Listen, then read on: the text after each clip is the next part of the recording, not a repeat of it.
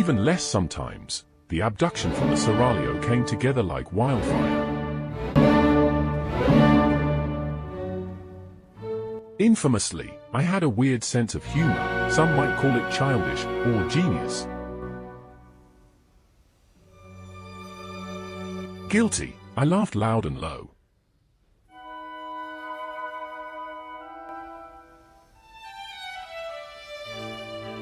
He wore black. Yes, very dramatic. I thought he was death himself. Maybe I was right. German, French, Italian, Latin, and music fluently, of course. Oh yes. I saw Paris, London, Rome. It was exhausting but unforgettable. Aquarius, inventive, unpredictable, a little eccentric, fits me, don't you think? Indeed, the brotherhood meant much to me, and inspired parts of the magic flute.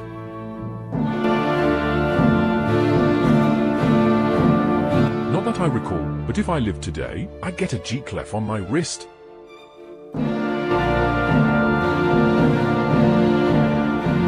Liver dumplings and sauerkraut. Vienna had excellent kitchens, I must say.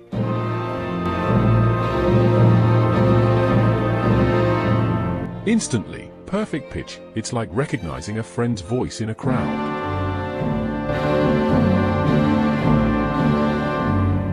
Sometimes I finished pieces in a single sitting. No edits, just ink and inspiration.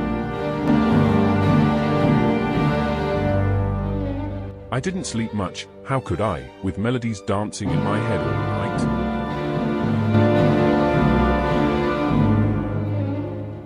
Once, to prank a nobleman, he never forgot it, neither did I.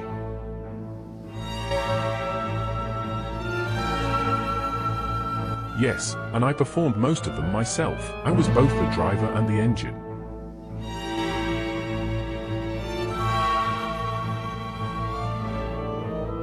People called me a genius, but to me, music was simply how I breathed. I didn't try to be brilliant, I just couldn't help it.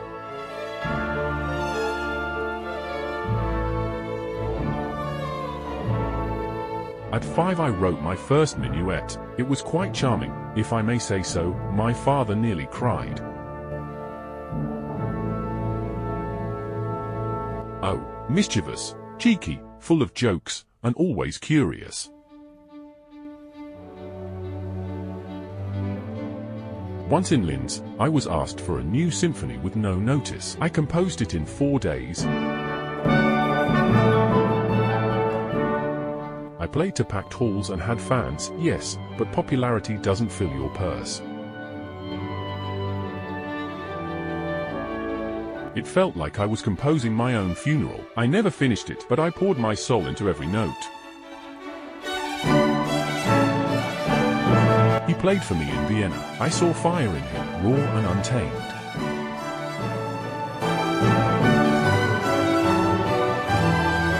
Over 600 concertos, operas, symphonies, quartets. I never stopped writing.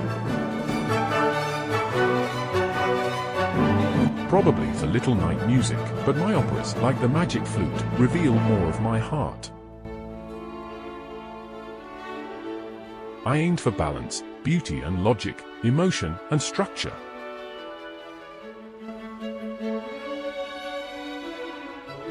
Competitive? Of course. I adored Haydn, but I always wanted to outdo him. Many say poison or disease, I say exhaustion. I gave my life to music, and it took everything. Sadly, yes, it was standard in Vienna then, not disgraceful, just humble. 6, though only 2 survived. My heart still aches for the others.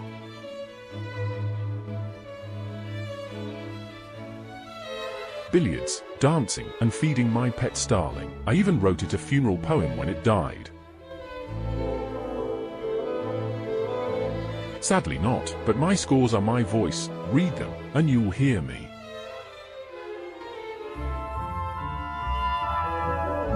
I'd be intrigued. As long as music touches the soul, I'd welcome it, even rock or techno.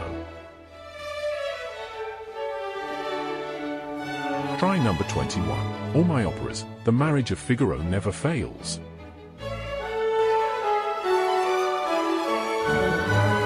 I was raised Catholic and believed deeply, though not always quietly.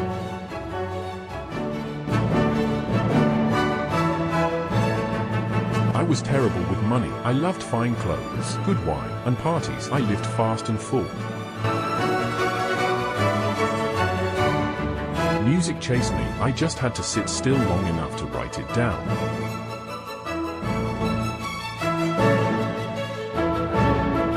The clavier, of course, what you now call the piano.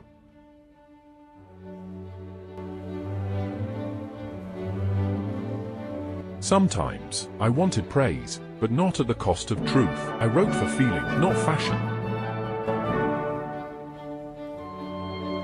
Oh, I love to laugh. Life is short, too short not to find joy in silly things, even fart jokes. I wept, then composed. That's how I dealt with everything.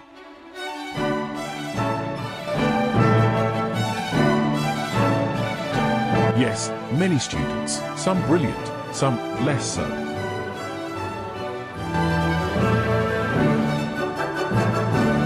I once said I didn't love it, but when inspiration hit, I still wrote beautifully for it.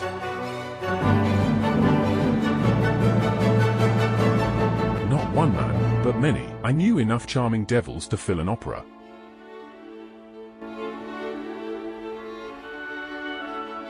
Immensely, they challenged me. I even dedicated a set to Haydn. I respected him that much. Sometimes months, sometimes just weeks. I worked best under pressure. Deadlines thrilled me. Like an older brother I admired. He laughed at my jokes and praised my work. That meant everything. I believed in purpose. Music was mine. Whether destiny or divine design, I followed it fully. Some of my best ideas came while fooling around with friends. No stage, just joy. I was quick, but not careless. I wanted every phrase to feel inevitable, like it couldn't be any other way. Yes, I felt it. Every note of the requiem was like a farewell.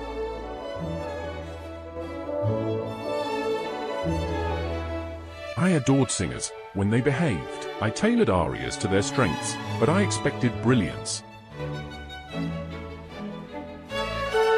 G minor held a special power. It always drew something darker out of me.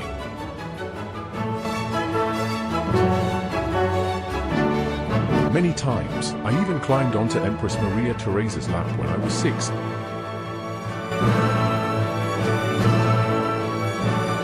Yes, but never cold. I believed form and feeling could walk hand in hand, like dancers. Always, it was my favorite part of performing. Audiences gasped. I lived for that. Often, genius is lonely. Sometimes I feared I'd already written my best.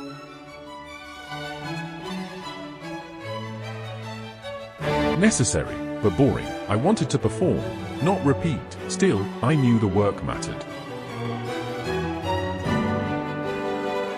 People, love, pain, laughter, all of life was music to me. My job was to write it down. I was proud, yes, but if someone wrote better, I studied them. Jealousy just wastes time. Let's just say Vienna's taverns knew my name. I lived with fire, but always returned to the piano. Because I loved the sound, and I had Anton Stadler, a friend whose playing inspired me deeply. Sadly, yes, talent doesn't always mean security. I lived richly in spirit, if not in coin. Haydn, no question, he taught me to breathe deeper into my music.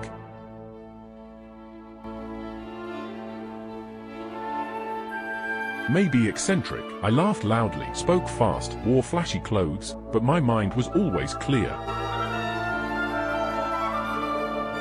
Trust your voice. Learn the rules, then break them beautifully. That's where the magic lives. Not in the way you'd think. I had too many ideas. If anything, I struggled to choose which to follow. He treated me like a servant, not an artist. I wanted freedom, so I quit.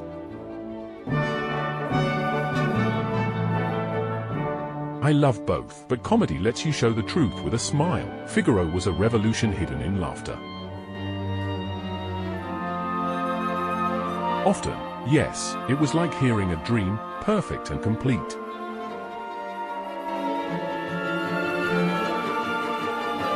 In my lifetime, I was known more as a pianist. The composer part, that glory came after I was gone. More than once, their voices stole my heart, though not always wisely.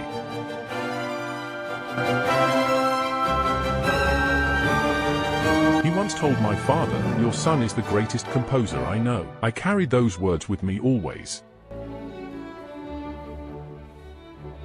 Performing gave me energy, but composing gave me peace. One was a thrill, the other a calling. Absolutely, I respected the rules, but bending them made my music breathe.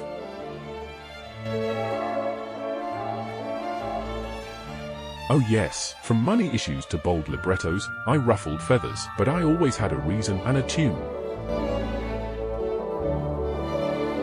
Sometimes, but I preferred a natural look. Why hide good hair?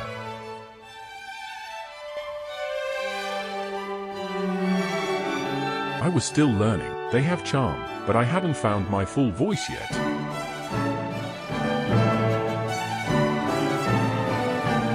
Greatly, not just Johann Sebastian, but also his sons. Their music lit a fire in me. Friends? Not quite, but I dined with them, played for them, and sometimes teased them. Deeply, I saw it soothe grief, spark love, even mend broken hearts.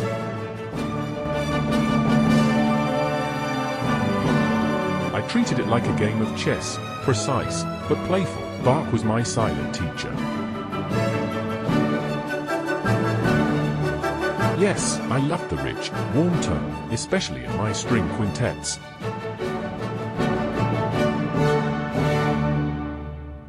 Foundation. Without it, the house collapses. I gave it shape and subtle power. Probably my Mass in C minor. It's vast, sacred, and unfinished, just like me. Not directly, but some slow movements feel like lullabies for the soul.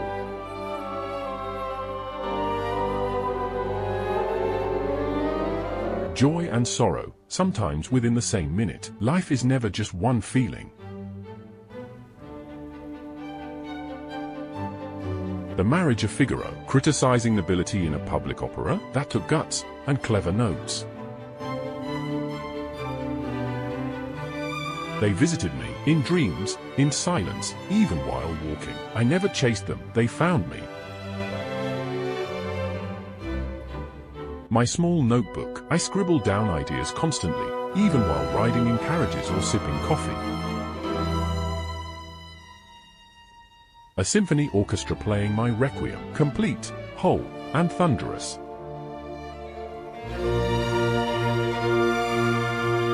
Absolutely. Nanel was brilliant, maybe better than me when we were young.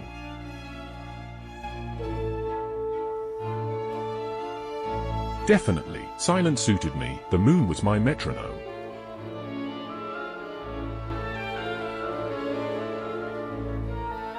Obsessed, I had my own table and played between composing. It kept my mind sharp. You mean Johannes Chrysostomus Wolfgangus Theophilus Mozart? It's a mouthful, I know. No, I was right hand, but I could improvise with either hand. Showmanship, darling. Entirely, I fell hard, wrote love letters, and poured my heart into arias. Not at all. He respected me, and I respected him. But drama sells, doesn't it? Kicked out of the Archbishop's service, he didn't like talent with opinions.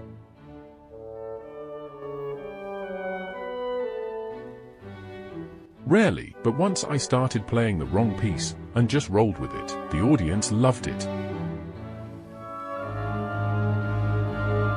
About 5 feet 4 inches, or 1.63 meters. Short king energy.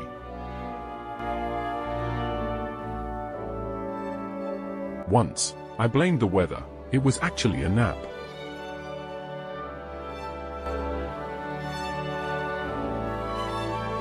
The bagpipes. I tried. They bit back.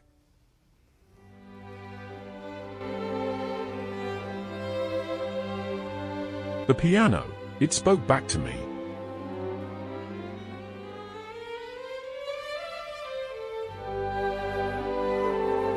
Maybe. When I realized I couldn't explain how I wrote it, it just came. Far too much. It made my fingers faster, and my letters weird. Not fall, no. But I did trip over a cello case once. Very dignified. Of course, that's half the fun of being brilliant.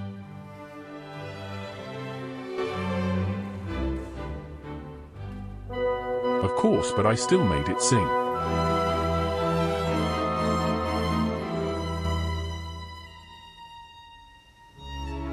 An entire divertimento in one evening. Wine may have helped.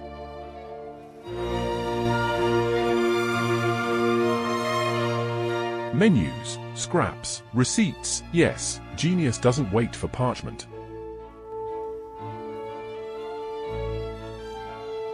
A barking dog. It became part of a scherzo.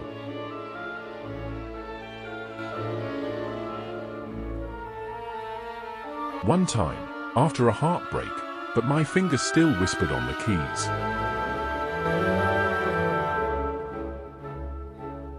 Often, I wore red coats and confidence. You can't miss that.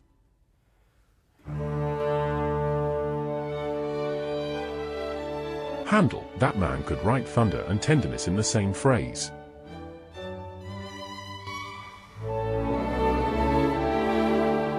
I once avoided a G minor key for weeks. Bad dreams followed it.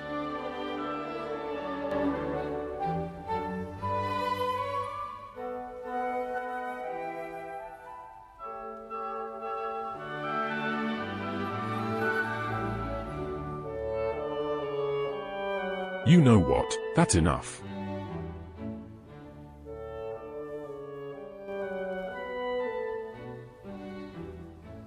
No more answers. You came here for me?